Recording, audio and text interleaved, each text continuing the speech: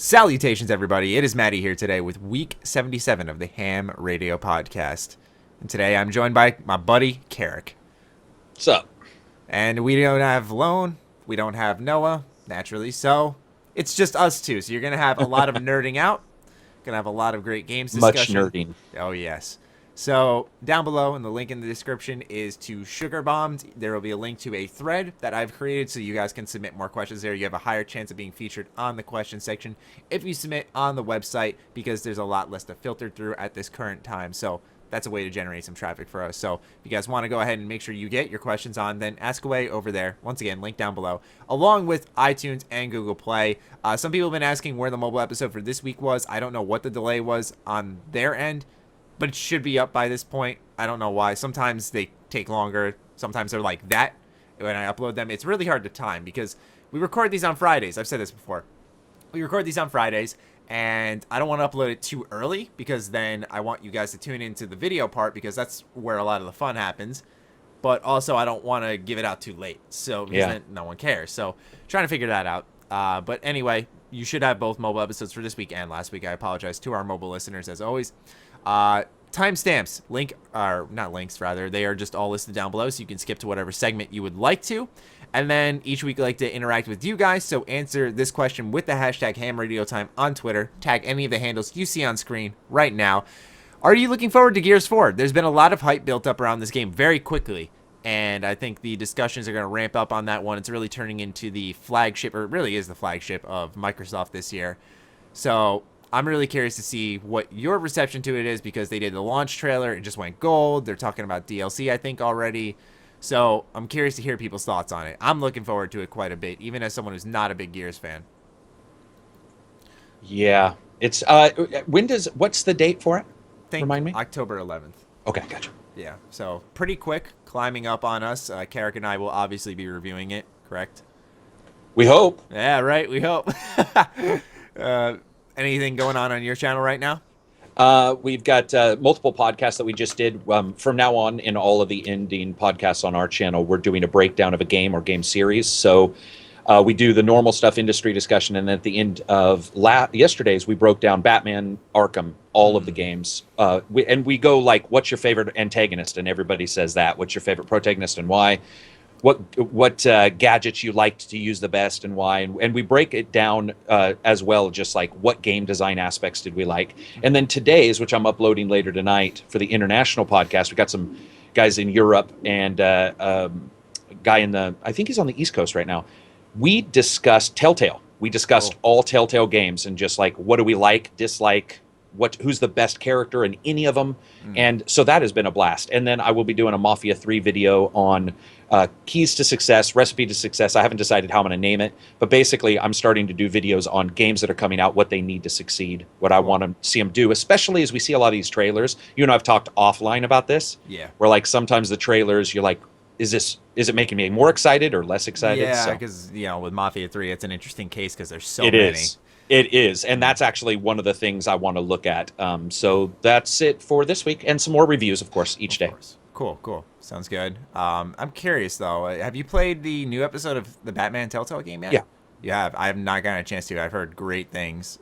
Dude, they're awesome. Yeah. I mean, the duality of the character, and there's some cool stuff for a bad guy. So I think you should jump in tonight if you get a chance. Sit back and play it. Yeah, for sure. Anyway, this week's Bethesda News Roundup I found quite interesting because the Dishonored marketing is starting to ramp up. It is all over Bethesda stuff now. It's definitely gunning for Game of the Year, that's for sure. You can really tell, based off people's previews, what this game's letting you do, the replayability, and all that stuff. It really seems to be gunning for Game of the Year title. So, I don't know if you saw, Carrick, but there's a new Dishonored 2 Creative's Kill trailer where it's like all the crazy ways you can kill someone. Ridiculous stuff, man. Like, you see him set up a spring trap, then pull someone in and it just lets go. You'll see him do a domino effect on someone and throw them into the reverse polarity. I forgot those electric gates, what they're called, but he'll throw it in there and the rest of everyone else who is connected through the domino will just disintegrate. There's some real creativity that gives a lot of gameplay freedom, I gotta say. Do you ever feel like they watch YouTube and go, we should put that in the game? Because it reminds me of the guy who did the video called like the top 100 kills in Dishonored, where he just went nuts, where I'm pretty sure most people didn't play like that. They tried, but he got so good at it. It was ridiculous. And I swear to God, like Bethesda saw that and was like, okay, because this seems to a level way beyond like what they even attempted in one. Like it seems like oh, go ahead. No, I was gonna say it's amazing because in one it felt like this limitless gameplay. It still kind of does, even after all these years. But there's a focus that's different. Yeah, and now you've seen the second one, based off the trailers at least, and people's hands-on previews, that it's somehow going that next step forward. Yeah, right. And it's incredible. So if people have not seen this trailer yet, I highly recommend giving it a look, especially at the end when he jumps off the building and like slows down time, shoots something out of the sky, lands, catches someone, the thing lands, explodes, kills like 5 guards, and then he just walks out. Do you know what it reminds me of? It reminds me of the movie MacGruber, I think is what it was called, which was like a ripoff of like, the Lethal Weapon Michael Bay movies. Okay. And that's what the action hero would do, is like 15 things in the air, juggling guns, but it's like in game form now. Yeah, that's a perfect way to describe it, because it's just they pause time and they're like, all right, how much can we do in this span of time here? Exactly. It's amazing. On top of Dishonored news, this was an interesting marketing move. They released their full list of achievements, like spoilers and everything. Oh, wow. Yeah. Wow, wait, really? Like Bethesda Net, too. Like, this is an official post. They are like, yeah, our achievements are out. Read at your own risk, because there's obviously spoilers here. I'm like, so someone's going to read this and post in the comments what happens at the end of Dishonored 2 to some degree. I'm sure it'll be a vague description, but if you keep it in the back of your mind while you're playing the game, you'll connect the dots probably. And so I thought this was a dangerous move. Does this say to you how do I word it? I don't want to say they don't care about the story, but are they worried more about the gameplay or the story at this point? I think that, in all honesty, so we already know leaks happen, and we talked about this off camera a couple months ago, right when I first started to talk to you, where I like spoilers, and I discussed unlike a lot of people, I actually enjoy spoilers. But when I was talking to some of the game developers, they were like, "Listen, we can't stop spoilers from happening. They're getting out, like regardless, so we don't know what to do." So I think somebody like Bethesda is probably like, it's just one way to get people excited. Let's just release the achievements. We know people want to know what they are, and let them discuss the game. Additionally, I am not going to put it past some companies to start faking some of this shit. It hasn't happened yet, but in no way, shape, or form is it impossible to fake or add achievements or remove achievements. We know it's happened. That would be interesting. Dude, it would be awesome if they were like, kill a main character, whatever, and you're like, oh, the main character, we know that person, and maybe you meet them right at the start of the game, but then once you start looking, that achievement's been switched once you turn it on, and it's a totally different character. You can't even kill the one that they said you could kill. Yeah. Because they can mess with people that way, I would love that, actually. That'd be a good plot twist. Hey, here's the achievement list, and they think they got all the spoilers, they think they got the whole story out there, and then you play it, it's something totally different. Yeah. That'd be a good idea, and that might be why Bethesda, to some degree, is taking that route. We don't know if they're faking it, ladies and gentlemen, but I don't Fallout think they 4 are. Was, ridiculous. Yeah. 2 weeks before launch, every detail you could show of this game had to be shown. There were videos on just the main menu. Yeah. There were videos on the map. There were videos on the year that the game took place in. Like, it was that much detail, how much people want to know about this game. So I think that's why you're seeing Bethesda roll back around and say, what, let's just, show the achievements. Also because, Dishonored has a good story, I feel. I don't think it gets enough credit. I don't think it's amazing or anything, but I think with Dishonored 2, they're definitely focusing more on the gameplay freedom, because that's where its strengths lie. It's not a compelling story. I think it's an interesting one, and they give you a good enough reason to kill or not kill, but I think they know Dishonored's strengths for the second one's going to lie in its more creative gameplay, like flipping between realms, for example. That type of stuff is crazy. Oh, right. Well, maybe they, after seeing what people played and enjoyed, maybe they decided that the gameplay will just be about you and I creating the game story in the way we play. Like, it'll be a skeleton, and it'll be a very interesting skeleton, but maybe a lot of it is about how we get to point A. Exactly.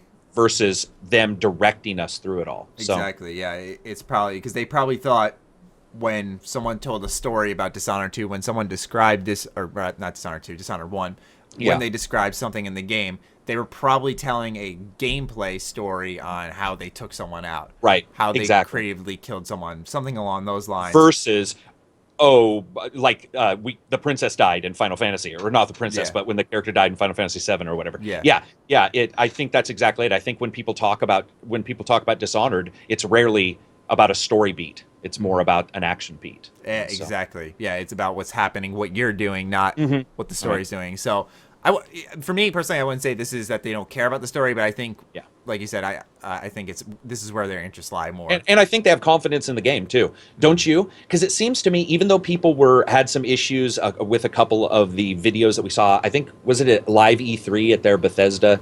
There was a couple of videos that they've shown of gameplay, and people were like, "Oh, it doesn't look the greatest," blah blah blah. But it seems like Bethesda themselves has a ton of confidence in it. So I think they're just like, "Here you go, here it is." I think so too, because it's their big title of the year. Some would say Doom. I think they serve different fan bases too.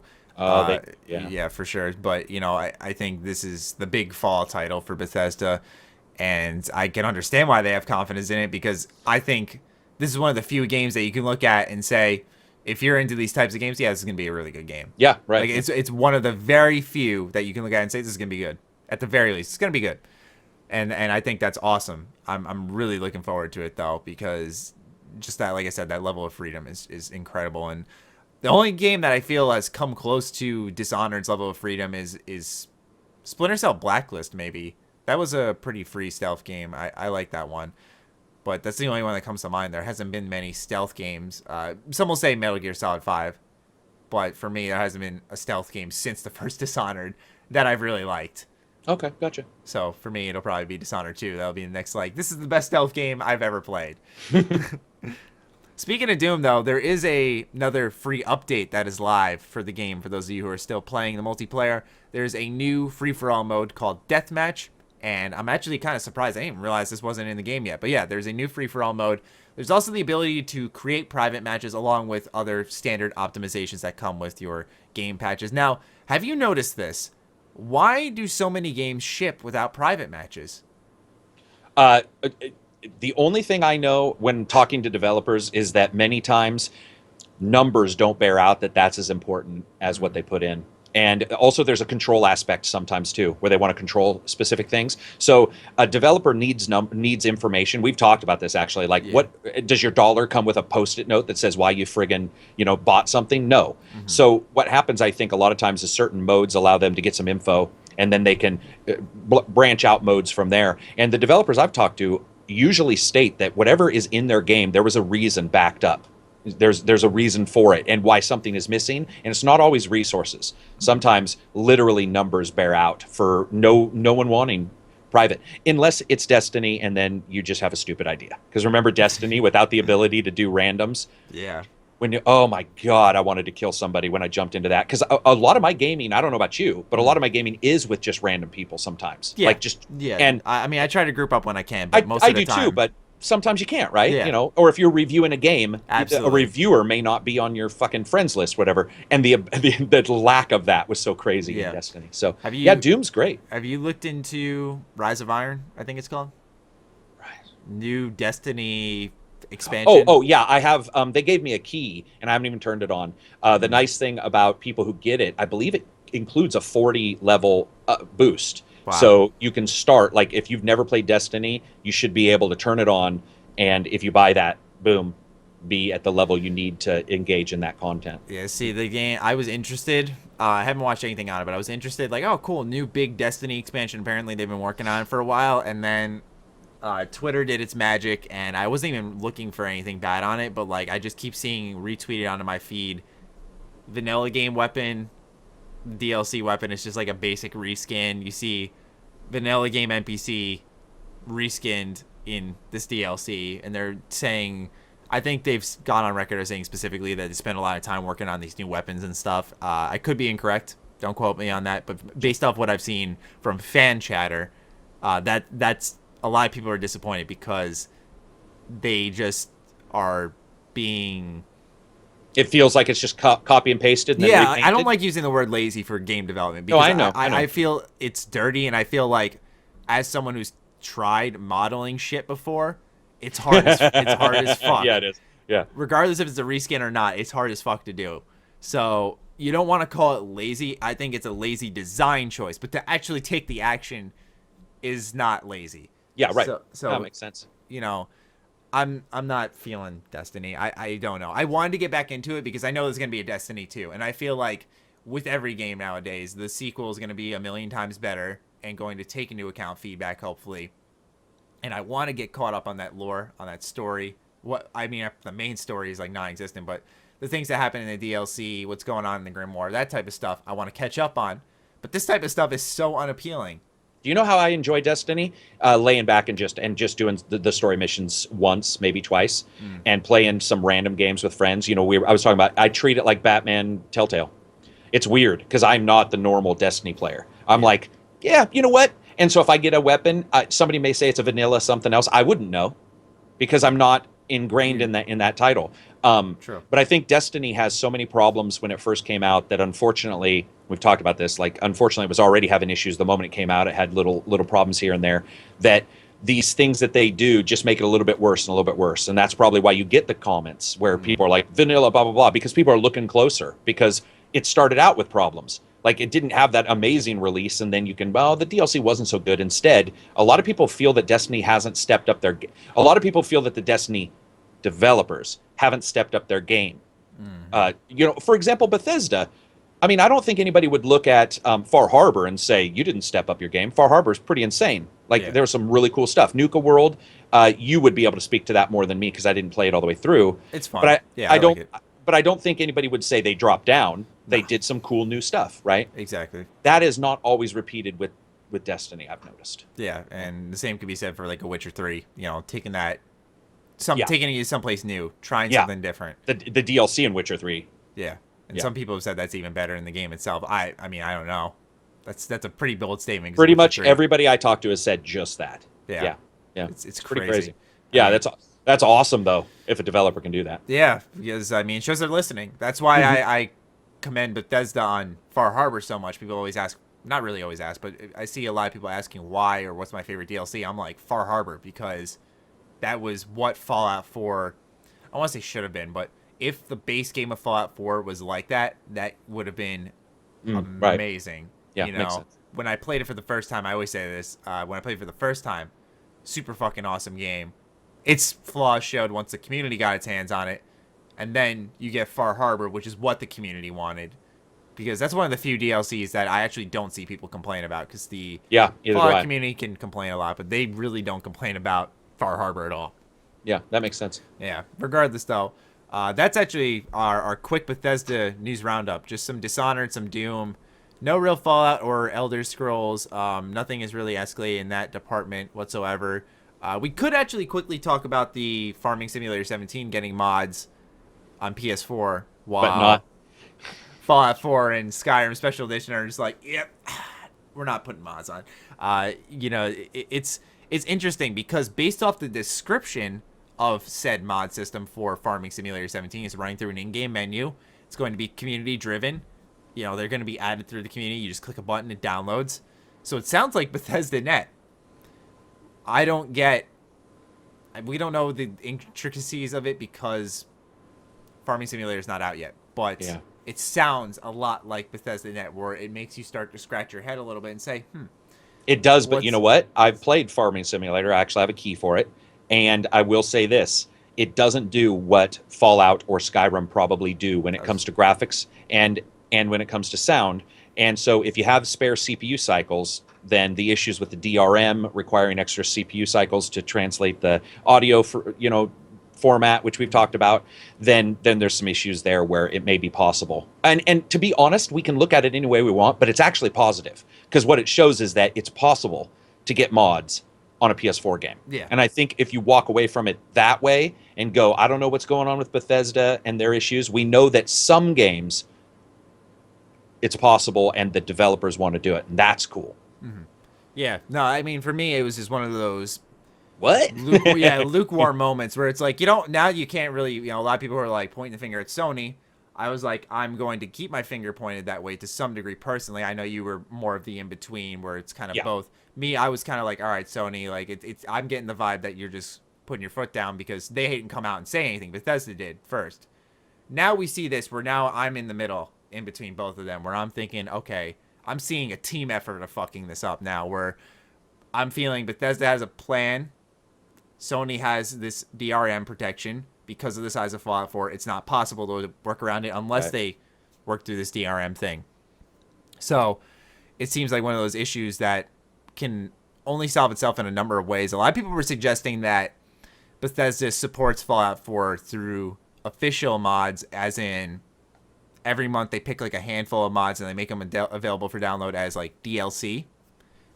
That was one thing people suggested, and I thought that was interesting. Some people said take the top-rated mods. I thought that was a little dangerous because that means you're going to be getting like tits in your game. Mods, yeah. You don't want to do that.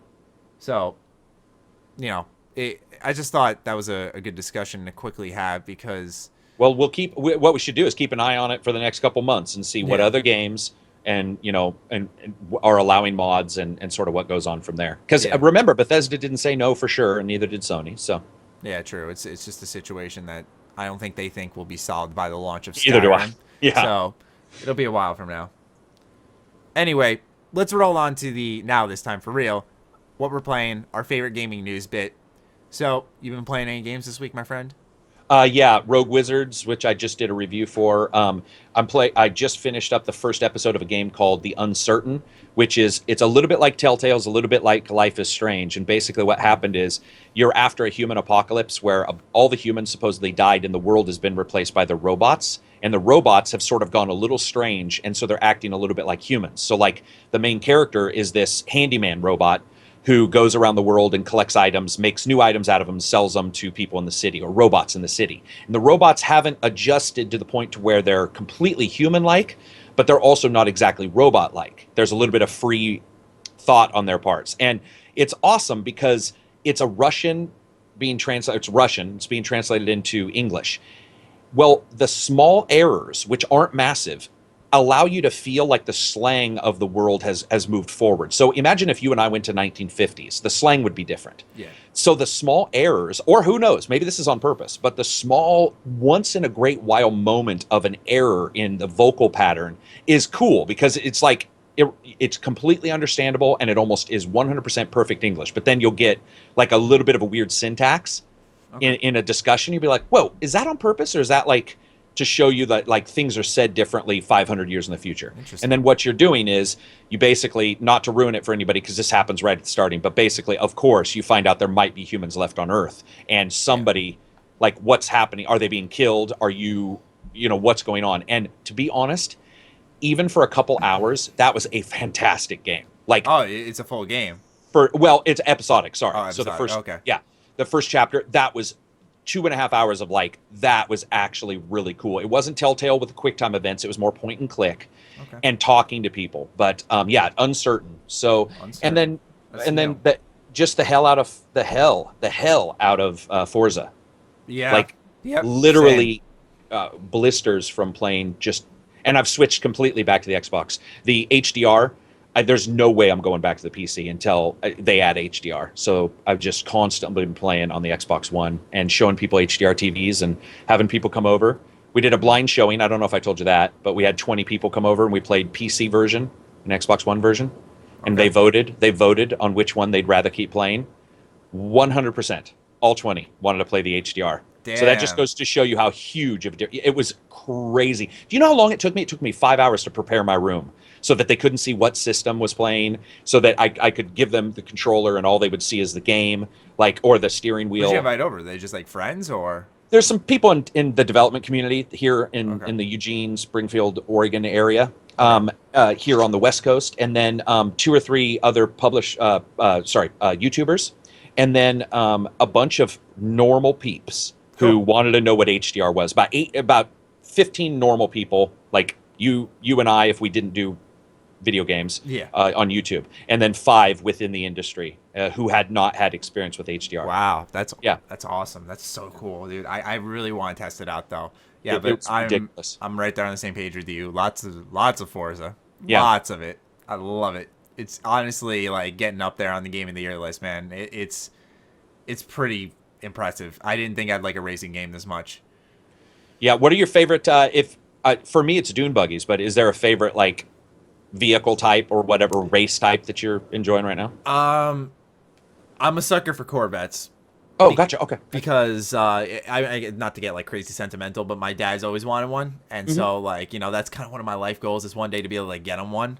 And so like anytime I see a Corvette, like I want to show him and stuff. So, you know, I just have like an attachment to Corvettes, and Gotcha. you know, I just want to get one or something like that. So yeah, that's what I always try to drive is a nice Corvette, whether it's the new C7s or older models of them.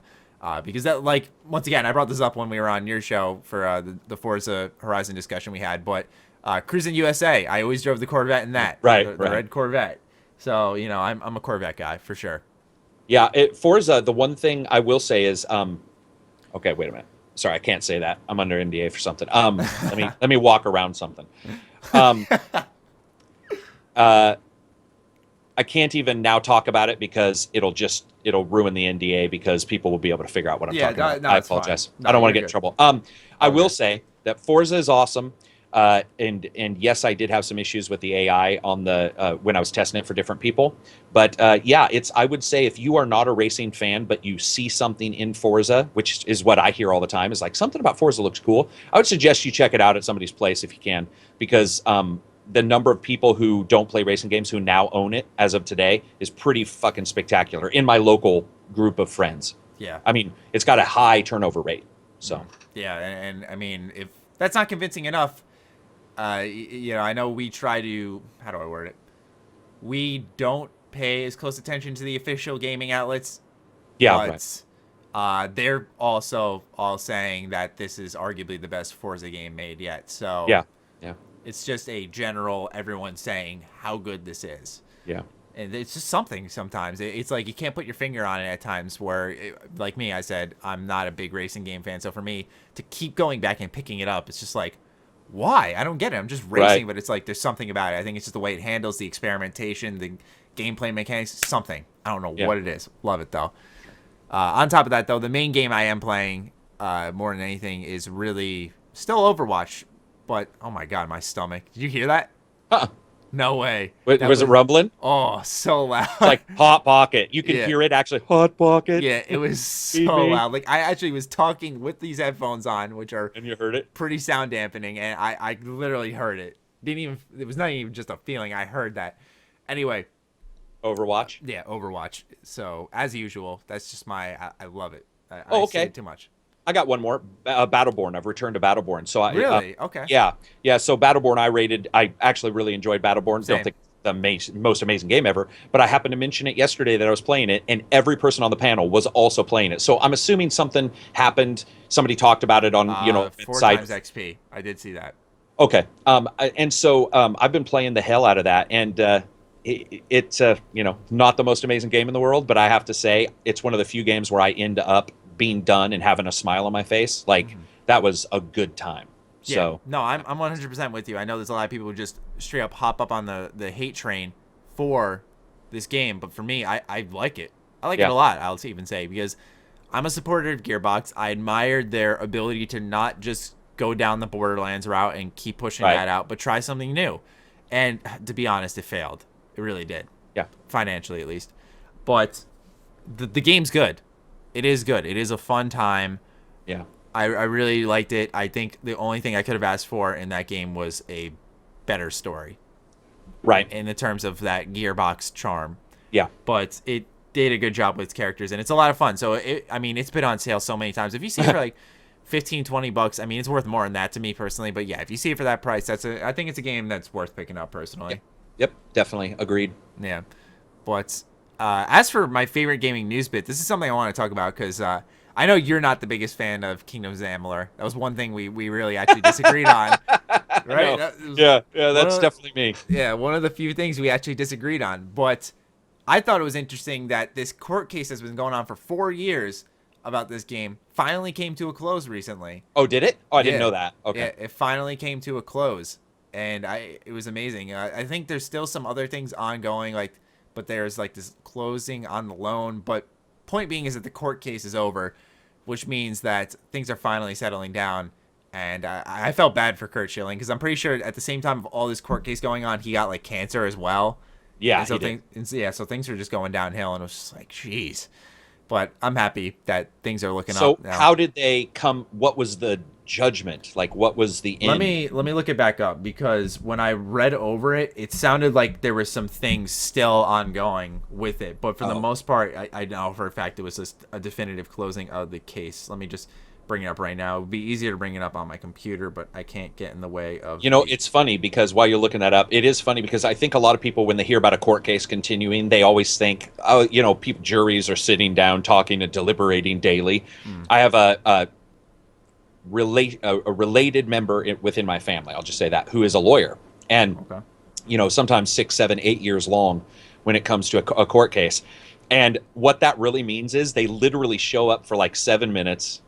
They say something to the judge. The judge says, yes, that's okay, or no, that's not okay. Their paperwork they filled out is correct. And then they move on for another week of working on it. It's crazy because you always think, well, why would it last 8 years if they could figure it out quick? But it's funny because it can take so long to do paperwork or so long to find out, invest what you want to say as being as correct and stuff like that. So 4 years, they probably did a 3 weeks worth of work. Yeah, I have a article here from PC Gamer. After 4 years of financial turmoil, Curt Schilling has agreed to a preliminary settlement with Rhode Island State following the bankruptcy of Kingdoms Amalur developer 38 Studios in 2012. Alongside 3 co-defendants, Schilling had agreed to a $2.5 million deal, assuming the court agrees it, which will mean that Rhode Island has recuperated $45 million in litigation against 38 Studios.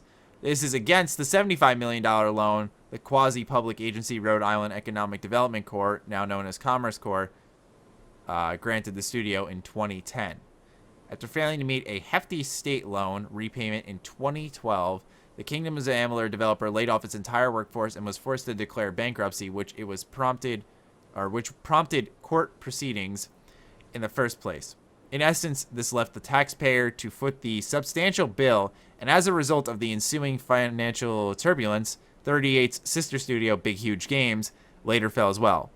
To muddy the waters further, the U.S. Securities and Exchange Commission charged the Rhode Island Commerce Corporation and Wells Fargo, one of the banks that worked on the bond offering, with defrauding investors earlier this year.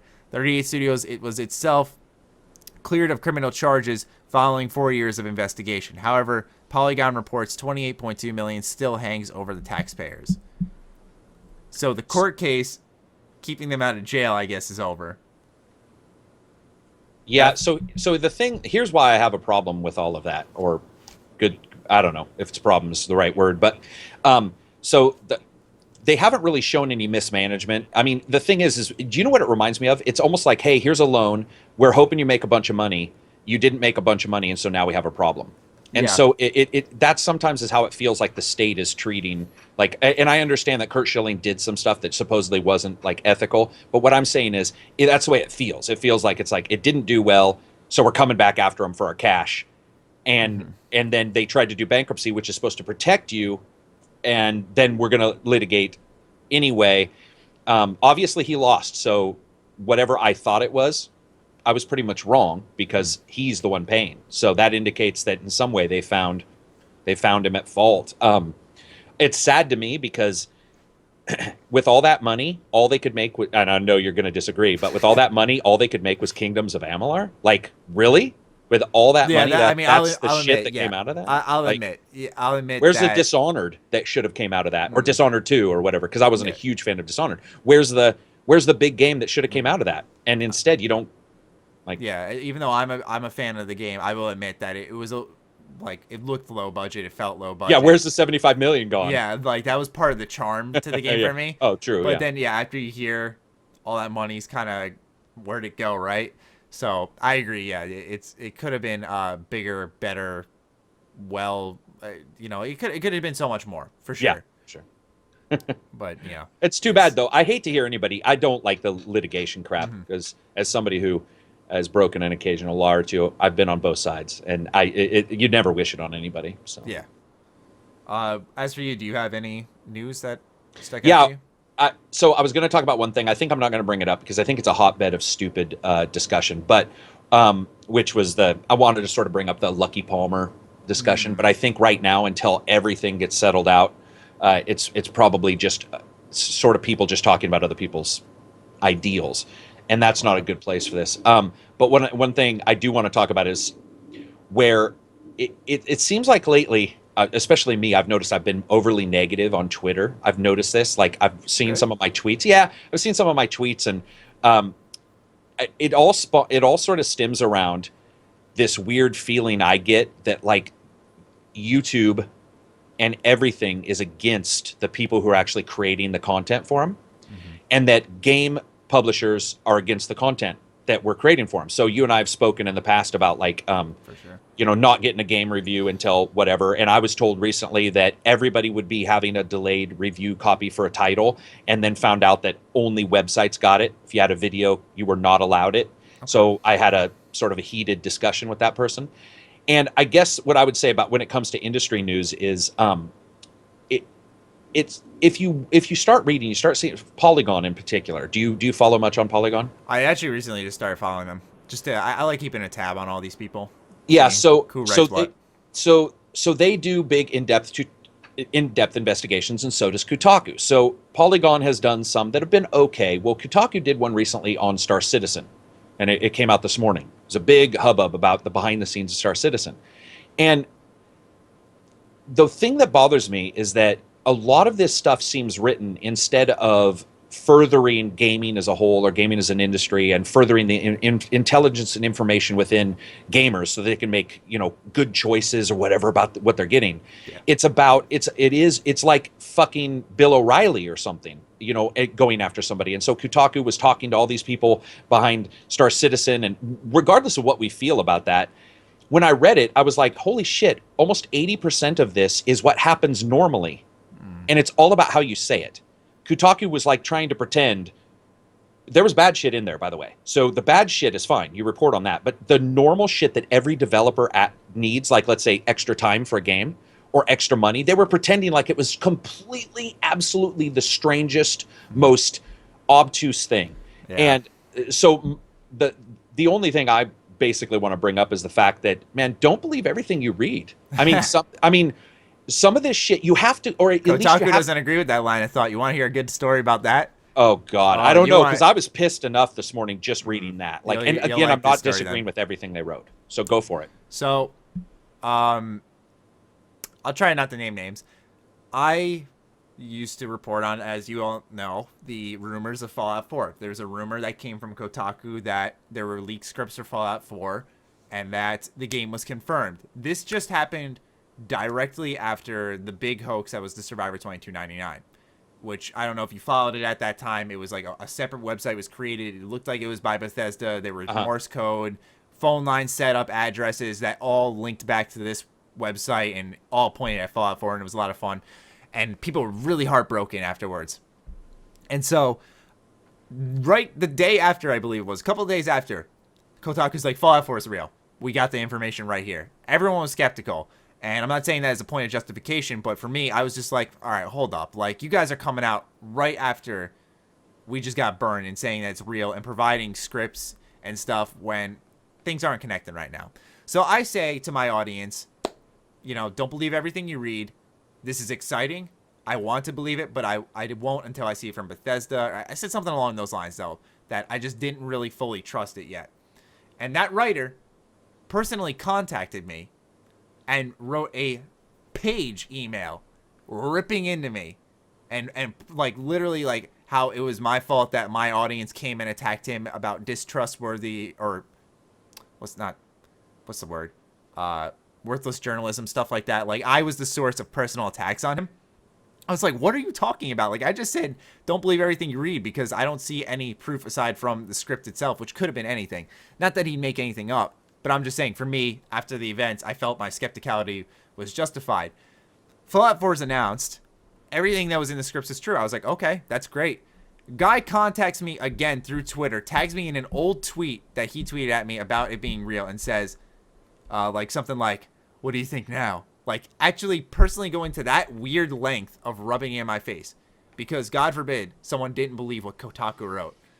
Right? Doesn't that kind of piss you off? I was just like, dude. No, it doesn't kind of piss.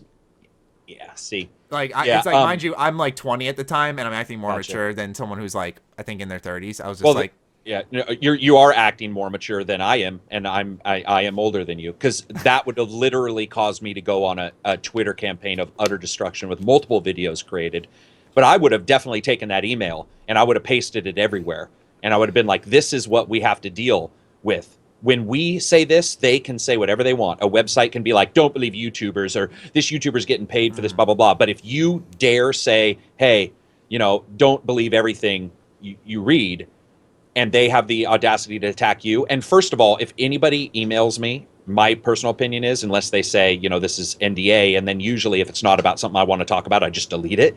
But if it was something like that, I would have posted that fucker, and I would have just... They caught me at soft, Matty. If they got me now, I would have been like, fuck you. Yeah. Oh, no, I would have I would have literally asked other YouTubers to come and assist me, and I would have done everything I could to. And the reason why is, by the way, that's to anybody. The reason why isn't because I think we're better. The reason why is because there is a lack of equality there that goes on. Sure. And I think, and that's why you don't see me, when I talk about Polygon, for example, I talk about articles. I'm not ever mentioning a person. In fact, 99% of the time, what I will do when I read an article and I dislike it, I won't look at the person's name. I'll just read the article and be like, this was stupid. Because I don't think because we all say stuff that's stupid and do stuff that's stupid. For sure. You can attack that, but when you're attacking the person, or saying like you are the cause of blah, blah, blah, no, you're not. Because here's the thing, unless you did a call to arms in your YouTube, and said go and blah, blah, blah, then... No, that's actually on him. That's a defense mechanism on that. I've said I don't know if I believe this or anything. It's just not my place. And I'm not specifically quoting myself, but I by no means was like, go tell this guy that he's fucking wrong and stupid. Of mini Matties, go and attack in your tank. This was when I was at a channel size of... I wasn't even at 100K at this point. So he caught me when I was small. If he caught me now... I'm sorry. I think that's I think that's so beyond unprofessional that it just blows my mind. Yeah. I'm sorry that ever happened, man. Oh, you learn, right? I learned from there. I was just like, yep. Come at me again, anyone with that privileged bullshit. I'll just... No. Yeah, the reason why I was bringing it up is I just feel that, like, especially in the industry, as we're moving into HDR, we're moving into new techs, we're moving into a switch where we're going to the Pro and the Scorpio, that consumers need more information that's unfiltered by, like, any kind of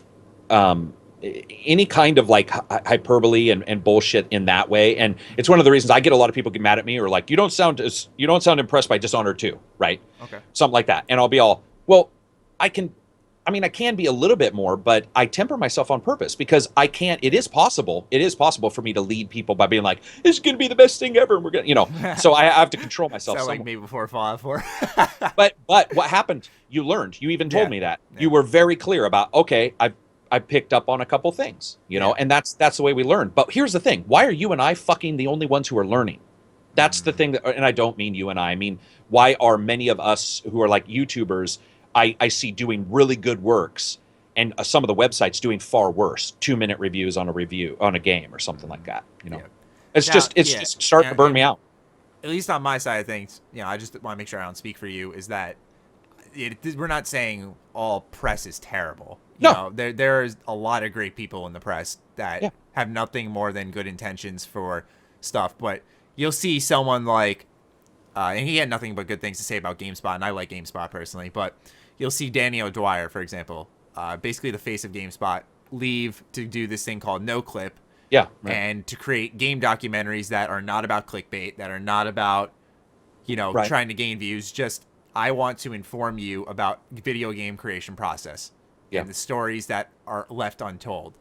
And that's awesome. That's something people can get behind. That's why he's got about 20,000 on Patreon right now per month, because people just want information.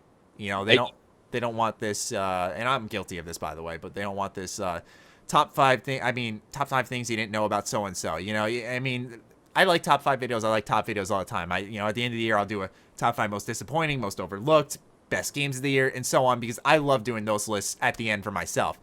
But, like, top things you might have missed for example. Like, I don't know. right. I'm not a fan of that.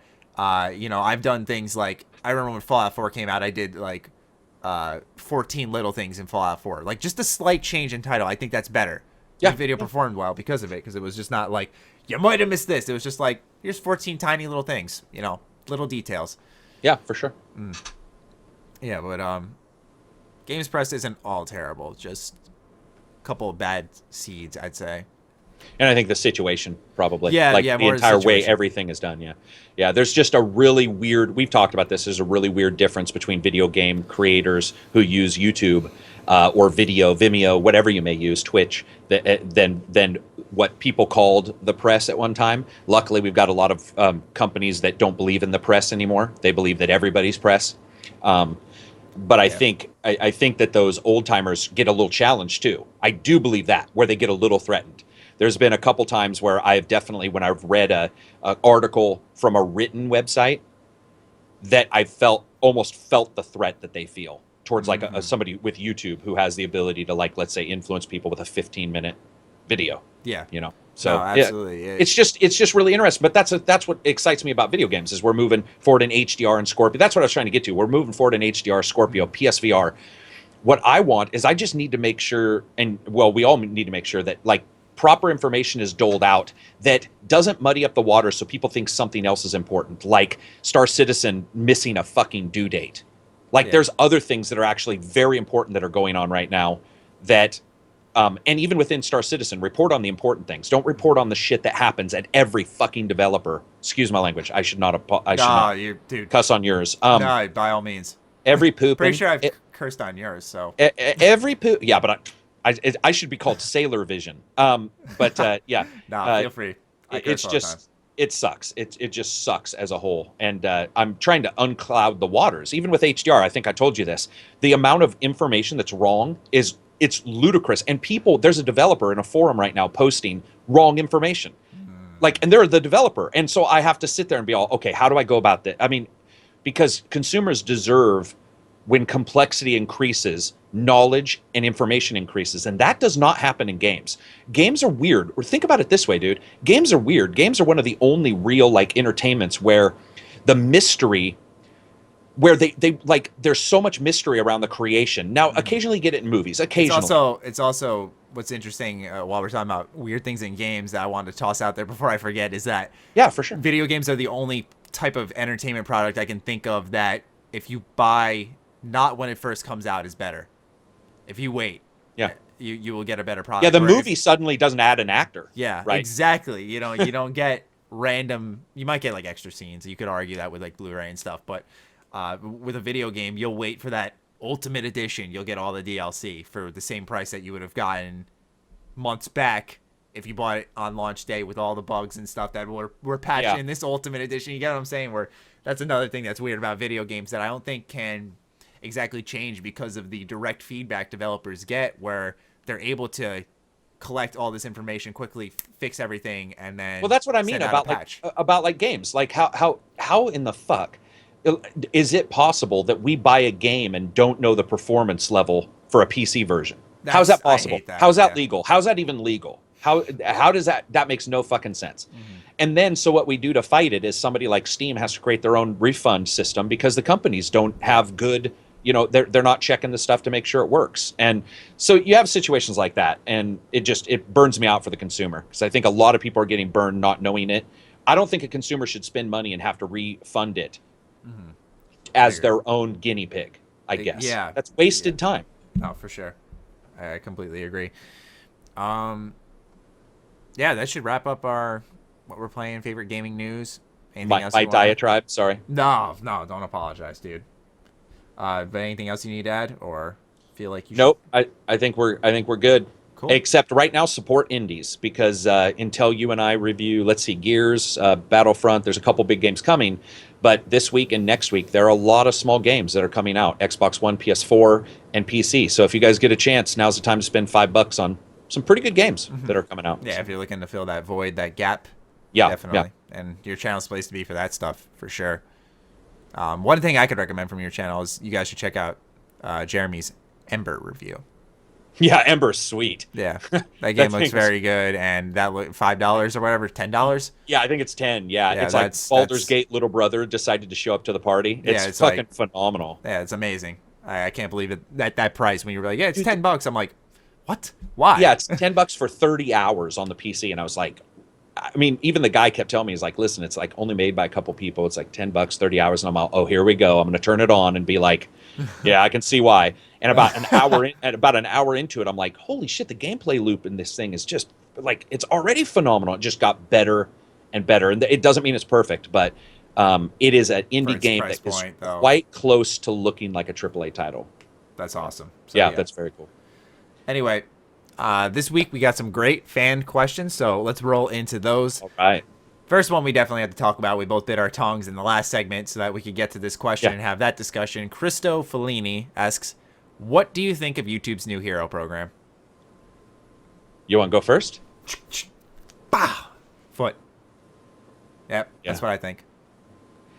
I think that so I talked about this in my podcast yesterday, but basically all studies have always proven that actions by themselves, isolated, can be changed by actions that are isolated, but now with a reward.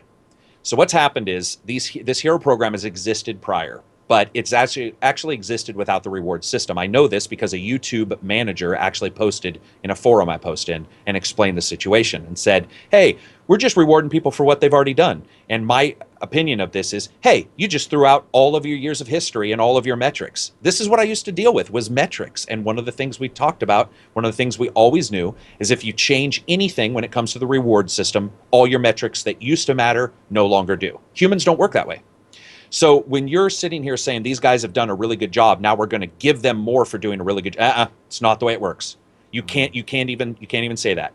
So what they're doing is they're saying you're going to get rewards because people probably don't know what this is. The hero program, basically there's some people on YouTube, a good number of them, that because YouTube can't figure out how to do their own shit, they've got these people who are going out there and mass flagging content that's considered negative, by the way. That's it. They don't even say what it really means. They just say negative content, and getting points for things like that, and getting rewards. It changes the entire way you look at something, and that bothers me. It bothers me. I think, like you said, it's shooting them in the foot. We know YouTube doesn't know what to do. We've seen. I think you and I have talked about that. Like, it feels like they're lost. Yeah, I'm waiting patiently for Twitch to eventually open up their own video platform, because YouTube opened up their own streaming. I could see Twitch being like, okay, you want to play that game? You know, one of those things. For me, the hero program, I want to start off by saying they are so fucking predictable. It's disgusting on this platform, where I literally said when this was announced, just wait. They're going to say the "We hear you" post. It's going to happen. We hear you. And what do they do? Not even 24 hours later, start off a post. We hear you. Nothing is changing, and we review any videos that are flagged. Okay. Your automated processing systems have failed people's channels. There have been channels that have been terminated without explanation and brought back from the dead. There are people who lose monetization out of nowhere. Now that's okay. We're fine. The people aren't losing monetization all of a sudden. Like, it was a big problem. Now it's gone. Then this hero program, someone's going to get mass flagged. Someone's going to get all their shit deleted because YouTube's automated processing system will inevitably fail someone because there's too many fucking videos to go through for someone to manually do it. So a system can't handle all that. Just because I would like to believe in that system, but previous systems, like the automated content ID, like this new monetization, not new monetization, but this updated monetization, this type of stuff, hasn't worked either. So why would I trust in this hero program? I like one of the ideas, which is rewarding cleaning up content. So do I. Yeah. To enforce a positive discussion where people are like, oh, you're creating a safe space. No, I'm sorry. No, they're not. It's because I'm tired of seeing a top-rated comment constantly being someone, not for me personally, but for example, someone trying to roast me. You know, I get tired of that because I like to go to my comment section and see intelligent discussion. If it's constructive criticism, have at it. Or when someone just like, dude, fuck you. Like, I told you about this comment. Like, dude, this is why you got dumped. You're a piece of shit, yada, yada. Like, is that really, do I need to see that? That wasn't thumbs up. But, like, do I really need to see that? No. So that's why I also like this hero program, because it encourages people to do the right thing, which I don't think should take encouragement, but you can get rewarded for it now. But the only issue I have is mass flagging. I'm like, that's a joke. That's a fucking joke. Did you see their diagram for it too? It literally showed a bunch of fucking videos and a person just flagging them all as like, I will say one thing. The reason why I disagree with this at its very core is because two things are occurring. One, everybody's asking for more human oversight from YouTube, and they are going exactly the opposite every time. Two, this should be given to the content creators like myself and you to control our threads, to make them, to remove. So I have a curse list, I guess you want to call it, where I have the ability to remove derogatory racial names and stuff like that. But it works sometimes. It doesn't work all the time. I've noticed that for reasons unknown. Occasionally, it'll sneak in, or somebody will change the word slightly. You know. Yeah. So you have a couple tools, but why are these tools not? Why do I have no tools? Like when I go into the back end of YouTube, I'm consistently surprised at the shit that I can't do. Like I'm like, I can't. There's so much stuff I can't do to control things. And as someone who's been on the site quite a while as well, they don't convey them properly. Like I just found out a month ago, I said enough's enough. Like I saw just constant negative discussions, just cropping up everywhere. I was like, I'm tired of this. I want my comment space to be a place where you can see intelligence that'll encourage. If I'm a game dev and I see MrMattyPlays and I go to his comment section, there's not a bunch of people saying fucking dumb, shit like that. Like actual intelligence being enforced. So I didn't realize that there's like a moderator program where you can actually gift channels the ability to delete certain comments on your channel. So for me, I had other channels. Gift to other people. Is that what you mean? Like other YouTube channels. Yeah, that you trust. Yeah, exactly. So for me, I took my YouTube or my Twitch streaming moderator team, and I was like, would you guys mind, just when you're in the comments, if you're watching a video, if you see something that would be, I don't want to say controversial, like just don't censor anyone. Yeah, but if it's inappropriate, if it's really just not contributing at all, just remove it. And they're like, yeah, sure. And now my my section is so much better, especially because I go in there, I try to engage more now. It helps. So that's partially why I can appreciate this system. But I also didn't know about this for so long. I've been saying, I sound like an idiot because I don't think many other people know about it, because I publicly come out and said, man, I wish YouTube had a moderating system where I could assign other channels to come help filter out my stuff in the comments. And it's been there. So for me, it's like, what the fuck? How did I not know? It's in the section that's like moderators, right? Because you can also add Nightbot, by the way, but Nightbot only works during streaming, I think. There's a lot of stuff missing for YouTube creators. There's announcements missing, stupid stuff. I can't tell all my subscribers something, which blows me away. That when that was taken away about 5 years ago, when you used to have the ability to basically contact all your subscribers with a video. Did you know that every subscriber doesn't get your video? Did you already know that? Oh, for sure. So stuff like that. Considering that YouTube's like studies have shown that the basic amount of viewer retention on YouTube is 5 to 7%. Yeah. Like that right there says it. Yeah. Yeah. I wish that 100% had a chance to see it. Yeah, there's so many problems with the systems. But long story short, when it comes to that one in particular, I think that you never reward something that was already coming to you. You have to reward things around it, because you do change the basic interaction. And that's scientifically proven, literally by dumb rats. Not even just, and people have proven it as well. So that's it. That's my answer for that. I agree with you. Next question comes from Marwo W, who says, what, in your opinion, defines a hardcore gamer? And can a gamer be something in between hardcore and casual? So, when I look at this question, I always like the answer of, a gamer's a gamer. You could play on a mobile tablet. You're a gamer because it's a video game. But for me, I think there is I don't want to say stigma, but there's a certain place you have to be an actual gamer. I think a gamer is just someone who sits down a couple of days a week and keeps in the gaming loop. You know what I'm saying? They try to sit down and engage with video games. Whether you could be even a jock who goes and only goes out and plays sports, and the only games you play are MLB The Show, NHL, NBA, whatever. But you play those multiple times a week, then you're a gamer. I don't think it's a personality-based kind of thing. I think it's more so how much do you game. That's how I usually weigh it. But I stay away from words like, I won't say I stay away from them, but I think there's a good degree, if you use it in the right way, where casual and hardcore could be used.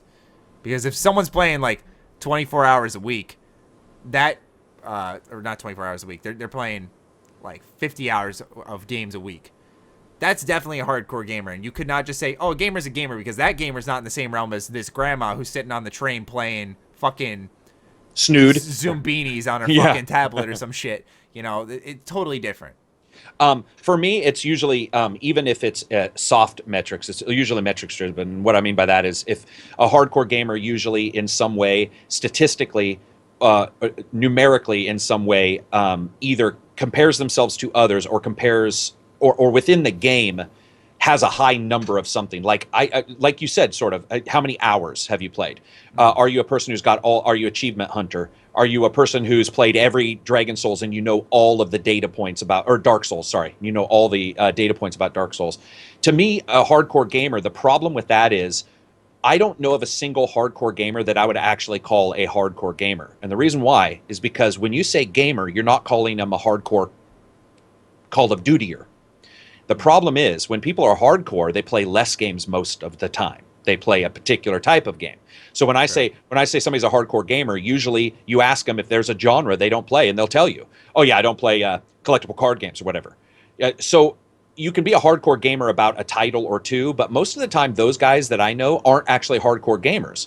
They're a hardcore titler, like they're after a title or series or a style or first person. I don't play video games. I only come around for Fallout. I've seen that. Of course, yeah. Dated a girl like that actually. So yeah, so for me, I can actually relate to that. That's totally true. Yeah, hardcore is just to me is like amount of time, numbers. It's very metrics driven for me because every time I talk to somebody who is hardcore about a title, their numbers exceed anybody else's, and it's not because they've just done a lot. It's usually achievements within the game, and I don't mean the achievements themselves, but like, I've beat this game 10 times. Okay, well then you're probably hardcore if it's KOTOR, you know, with KOTOR games, right? Yeah. But for example, if somebody said, "Are you hardcore with Mass Effect games?" I would say, yeah, because I beat the original Mass Effect. Like, I stopped at like 66 times, or I stopped counting.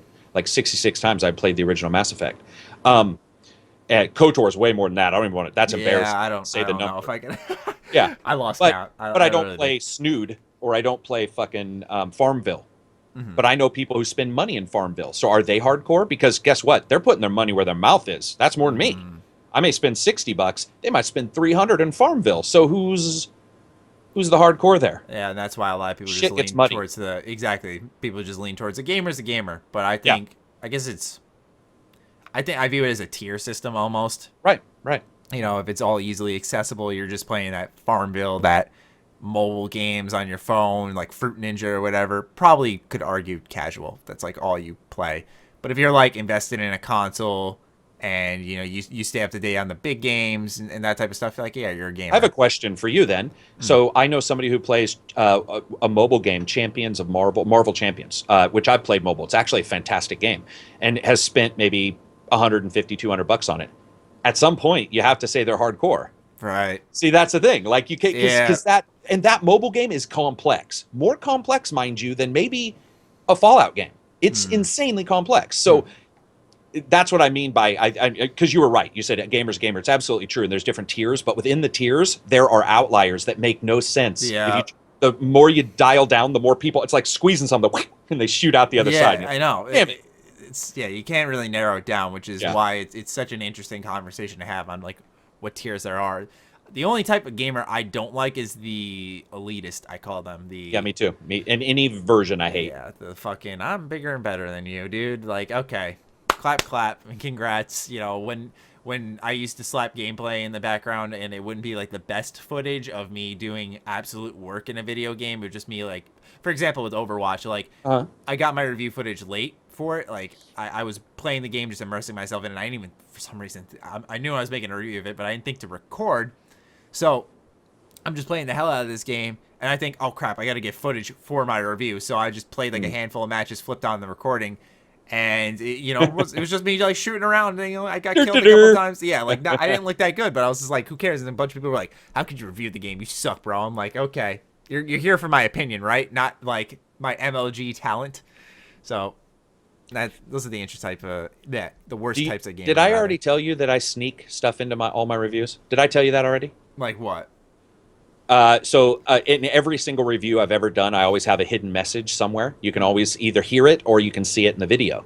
And so, like the last one in Forza, I talked about somebody just talking really fast and actually giving out no data. And I was actually talking about me. I was teasing me. So at 7:07 in Forza, I give a long diatribe that's actually about me. And only 2 people got it. But when they got it, I gave them games. That's the joke, is like, I'll give you a game if you post that you found the secret. So in one of my games, I purposely, in numerics, I purposely spelled out F-U-C-K Sega.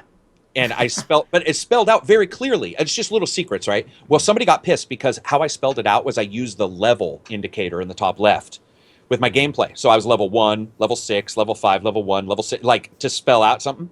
This guy was so pissed. He was so pissed. He was How like, long does that take to edit, man? That's honestly, extra I usually have work. Well, I don't sleep. So I was like, I had this cool idea and I was like, I'm going to spell this out in binary, and I figured it out. And man, people loved it. Like, we had a blast, because that's what I like to do. I like to joke around. I'm like, fuck it.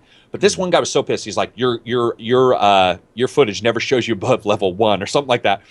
And I was like, dude. And so I gave him my own footage, of like being level higher. I uploaded something, and he emailed me back and he's like, why didn't you post that?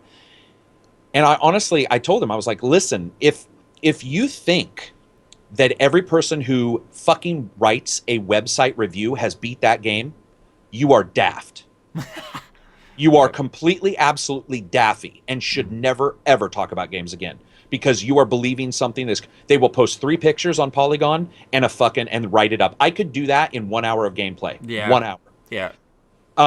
You need to take it as a holistic, the video, the audio, and the write-up. And usually you could just tell by the detail of the script how much someone knows about a game. Exactly. And I was shocked when he wrote back and he was like, dude, not only do I apologize, he's like, a lot of times I come at YouTubers and he's like, I realize, holy shit, the reason why I'm doing that is because I have a feeling a lot of the people I've been listening to their reviews, they haven't finished the game.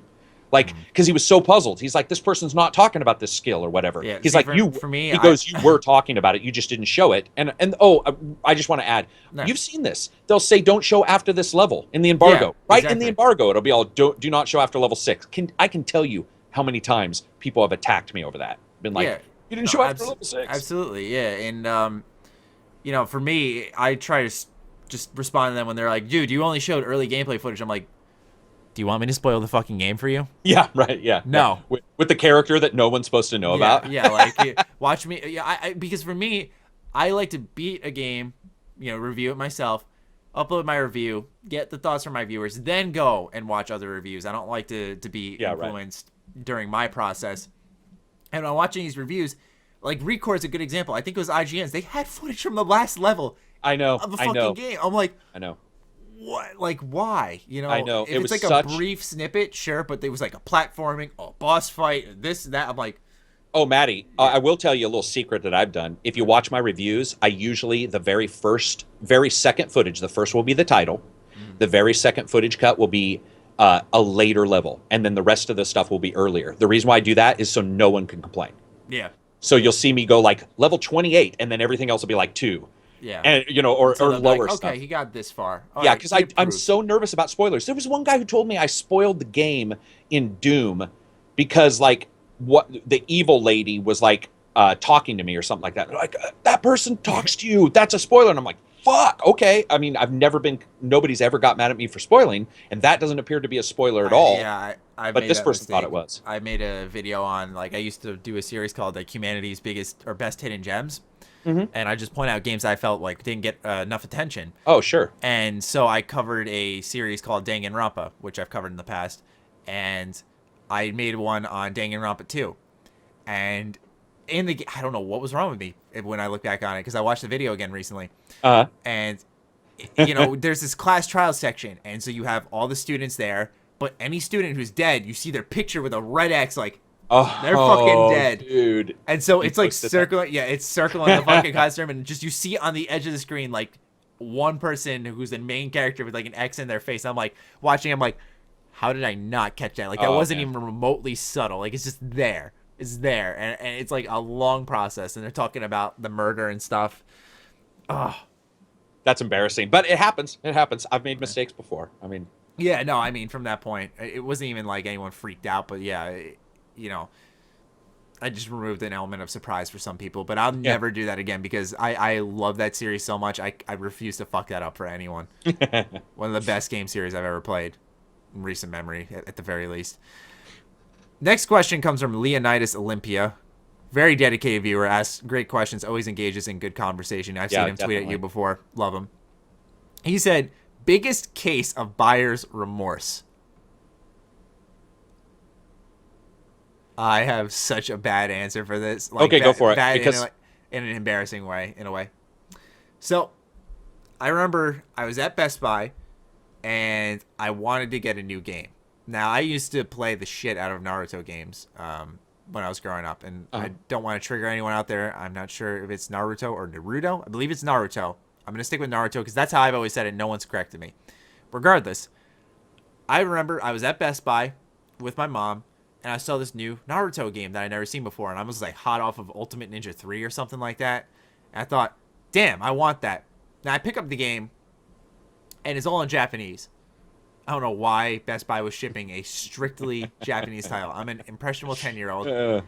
So first off, it's $60. This was before games were, you know, around they were around the $40 price range usually. Right.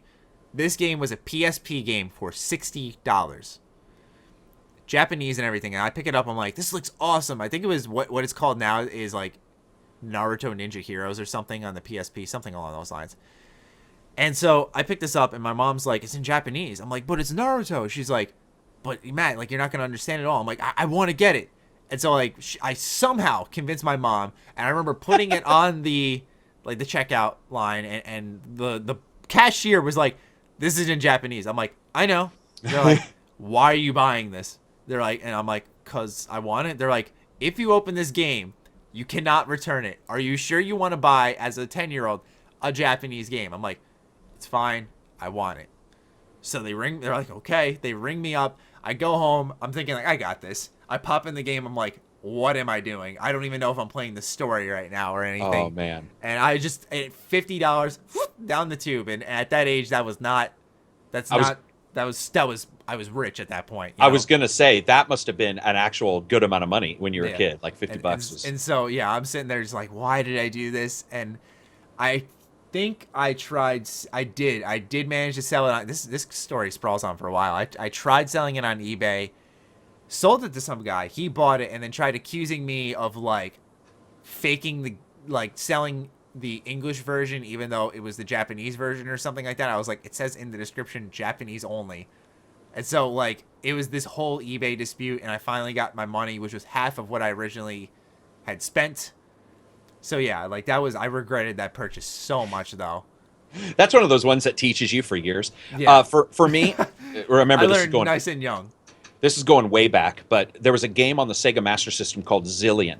And Zillion is fantastic. It's also an anime. I can't remember which one comes first.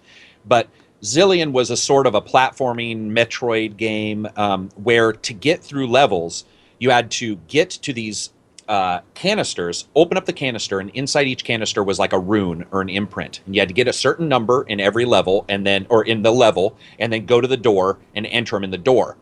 And you had a time frame for doing so. And in that level, there's bad guys, there's laser beams, there's all this crazy stuff. And the first game, phenomenal. I still can remember every symbol. And my friend and I would sit there, and I'd remember 2, and he'd remember 2, and we'd get to the door, and it'd be all, spectacles bug. And I'd be all, because they look like drawings. I'd be all, spectacles bug. And then I'd be like, figure 8, blah, blah, blah. And we'd get through that door and go to the next area. And so we go to eBay years later, and there's Zillion 2. And I'm like, holy shit, Zillion 2, are you fucking kidding me? And I flip it around. Now, this should have told me that this was basically the Nicolas Cage Bangkok Dangerous version of Zillion. Because I flip this fucking thing around, and I see motorbikes. Now, my brain, I was young at the time, my brain is like, it doesn't matter because I wanted it. And that's the way I was when I was young. I'm like, I want it. I don't care if it's fucking, pink puffalumps. It says Zillion, and I love the original game. Yeah. So I talk to my mom, and I make a deal. I was a wheeler and dealer when I was a kid. So I'm like, Mom, I will wash your car 3 times a week. I will wax it once a week for like 3 months. right? Oh. Because I this is young. I was young, so like this was I had to do a lot of work because I had no money at all. That was a dedication right there. My mom even said, "Really?" And I was like, "Yeah, 3 months." She's like, "Okay." And I get this game home, and I'm like, and I invite my friend Brian over, and we're like, "Yeah, Zillion 2." We turn it on, and it was one of those moments where like even the music didn't like. It was instantly bad. It was the music was bad, and we hit start, and then you're like this fucking transformable. It was almost like a bullet hell for some levels, and so it went from Metroid style like thought process and like cool quick action to like bullet hell on a fucking back of a really shitty looking motorbike, and we were all. It couldn't have been different unless it had been a sports collectible card game Barbie dressing title. Like, oh, no. Oh my god, it was. And listen, I had fucking dude. I had 3 months of thinking of nothing but that game. Every single weekend, all I did was wash everybody's car in the house. And by the way, I'd said my mom's car. It wasn't. It was the cars. We had 3. So every car had to be washed and every car had to be waxed for 3 solid months. And I honestly can tell you that's enough to change a small child's like pattern of thought. Because I never did that shit again. I legitimately probably became the grizzled old Carrick I am now the very day that ended. And I was like, never again. My God. Dude, it was Zillion 2. If you guys get a chance, check it out. That game sucked. You know how it is with the sequel that sucks? It's almost like it was just done for like money or whatever. I'm sure I could look around my room and find a pretty good example. Sequel that's been done for money. Like where it feels like it's legitimately just been created, and you're like, I don't think there was any reason to. R-Type 2, I felt that way. It was a bullet hell shooter from years ago. Yeah, if I went into my Steam library, I'm pretty sure I'd find a game that I was like, that was unnecessary. Yeah, it was unnecessary. Exactly. Yeah. It's like, thank you for digital cancer on the world. There's no reason to release that. Zillion 2, people, check it out. It's terrible. Yeah. Next question. Next question comes from Ductor Alicus. This is a good question for the both of us. What is the first thing you would do if a KOTOR 3 was announced? Yeah, right. That right there. I'd shit myself green. Dude, you'd get texts. You would get Twitters. I would be fucking, I don't know where you live. I'd be in a car on my way to your house. I'd be like, yeah, let's throw a party. We would have to like get together and play it like on 2 systems right next to each other. Yeah. Look at that. Dude, yeah, I know you just did this, but look at this again. There is absolutely nothing right now that you could say above that right now for a title for me. Mm-hmm. Yeah, no, I agree. I just see the thing. I think we've talked about this before, but it's like I don't even know if a Star Wars RPG would be enough, right? Because like KOTOR is just this high ass bar. Yeah, the highest of them all. Yeah, it's like how could you possibly think about breaking through that? Just imagine, dude. See, I can spend hours just wishing that would happen. Like sitting there going, what? Because Knights of the Old Republic is interesting as hell. It's just interesting. Yeah. The bad guys, the time. And so like you and I both loved those titles. And the idea of, I just sometimes like will sit and reminisce of the first time I heard the music of KOTOR 1 and I saw a trailer on TV for the original Xbox and they were like, and you were like, oh, KOTOR, and you hear, you know, all the different Sith talking and stuff like that. And it's like, I don't know what I would do, but everybody would know. Yeah, exactly. Yeah, I would make my voice heard everywhere. Somehow. I'd scream on top of a mountain, do something ridiculous for the video to go viral, and just label it, this was for KOTOR 3. Like, this is what Carrick looks naked and being kicked off YouTube. One video, last video for the channel. No, see, for me, I think, like, we've heard rumors of BioWare working on another Star Wars RPG, but I don't know if I have that trust in them now. They ruined my trust with Inquisition. I don't know. And the battle system is half of the thing I liked in KOTOR. I liked the Q battle system. They would change that for sure. And they would change that for sure. Yeah. They actually... No, not even actually. They absolutely would. It was so fun about that, too, because it was 3 people, but then they all had 3 choices, which then the combination was insane when you do the numbers. And so you felt like there was this cool strategy, like I'm going to stack this with this and that and this and this and that and this, that. And then you were like, go. And you got to like masterpiece or failure. You know, you got to watch it and And then it was like, oh, I'm dying. Cancel all that. Right. Med pack. Right. Yeah. Oh, man. We can only dream, right? I do all the time. Yeah. Yeah. I hope so. I would love to hear it. Yeah. I mean, they haven't removed the Old Republic from the canon timeline. Thank you, Disney. So I think there's a chance we'll see an Old Republic game of some form.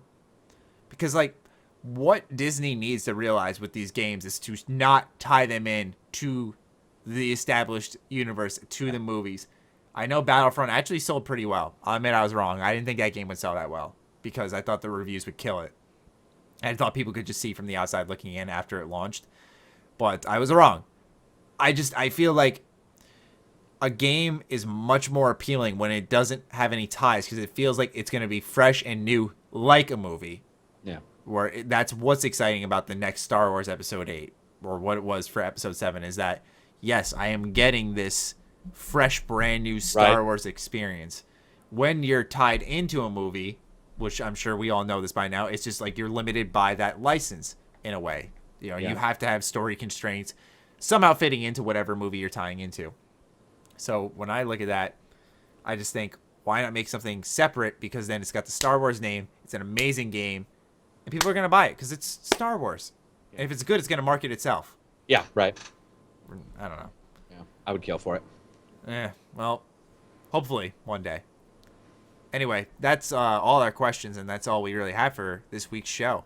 Well, he asked one more. Do you want me to read it? Go for it. It just says, worst thing you've ever done in a video game that made you feel like a complete asshole. Okay. I wanted to answer that because he just did it while we were in the midst of this, like 15 minutes ago. Is there anything? I'd have to think for a little bit on that. Okay, for me, Psyops, you had the kick button, and I kicked a NPC I killed from the starting of the level all the way to the end and recorded it with Cadiz. It was literally one of the funniest things we've ever done. But when I got done, all of a sudden, for some reason, I was like, man, imagine if this was real. And like I had gone in and shot this dude and then kicked his corpse all the way across the level to the last door. Like, what would I feel like? And I was like, and then additionally, Punisher on the PS2 and Xbox original, I actually got my friends to leave the room because I was playing such a bastard in Punisher. There's like a place where you can feed a dude's head to a shark, or you can smash a dude's eyeball over the tusk of a woolly mammoth in a museum, and I would do it repeatedly, and I would grab everybody and take them over to the tusk. After about the 7th time, one of my friends was like, dude, this is too, like, I felt an asshole in real life, not in the game. Like, I was like, I probably shouldn't do this anymore because nobody's enjoying it but me. I thought it was hilarious. I was like, like, this is awesome. They put it in the game. Everybody else was like, It sounds like the Manhunt games in a way. Yeah, it does. It does, definitely. Is there anything you've done that, like, or at least maybe even felt you like have you ever done something, even stretching this a little bit, have you ever, like, accidentally deleted a friend's game? Like, something within the game world that was accidental at the same time? Oh, man, I got a pretty interesting story. Of course, it loops back to Fallout, but it's probably only, because I pride myself on good morals. Probably the one thing, I mean, I've done some douchey things in my days like anyone else, but, this is pretty top of the line doucher move. I decided I wanted to try Fallout 3. First time I played it. Uh-huh. So my friend Jared, he's like, yeah, I have Fallout 3. I'm like, can I borrow it? He's like, sure. Comes in the next day to class, gives me Fallout 3. I come home, I play it, I fucking hate it. I'm like, this game is trash. So I have it for a while, and I'm like, I wanted to go to GameStop and pick something else up, so I was like, why do I still have this game? Like, I knew it was his. I was like, I'm fucking selling this thing. I sell his game, and I take the money, and I buy something new for myself. Oh my God! And I played something else, and I will tell you right now, right until it was definitely my freshman year of high school. Oh, man! It wasn't until my senior year I paid him back $20. Oh, man. $20 I had to pay him back. He would text me out of the fucking blue multiple times a year. You have my $20? I'm like, yeah, next time I see you, bro, I got you. Like, stretched on. And then, like, eventually one day, like, senior year, I considered my waking up time. I was like, why am I holding out on him? Like, this is not something a good person does. Why am I holding out? What's $20? I'm going to go fucking give him, man. I'm like, I gave him double. And I was like, look, dude, I'm sorry. Here's 40. I owe you. I bought the game twice. I said, I sold yours. And I feel like a dick. And I mean, I'm still good friends with him, but still, it's like a good story. We always look back on it. I'm just like, exactly. I know what you mean. Yeah, you do something douchey, and you're still. And it sounded even like a joke. Like, where's my $20? Like, it wasn't like he was trying to beat you up after school. Oh man, those are, Dude, I've had that- one kid who wanted to do that. I was terrified. Once again, freshman year. Oh, gotcha. Scary shit. Kid was like a fucking army dude. Like I talked to his girlfriend just as a friend. God, he wanted to kick my ass. I was like, dude, like I'm just friends with her. Don't kill me. I'm a fucking scrawny nerd. There's always some asshole in school. Maybe I was an asshole for a while.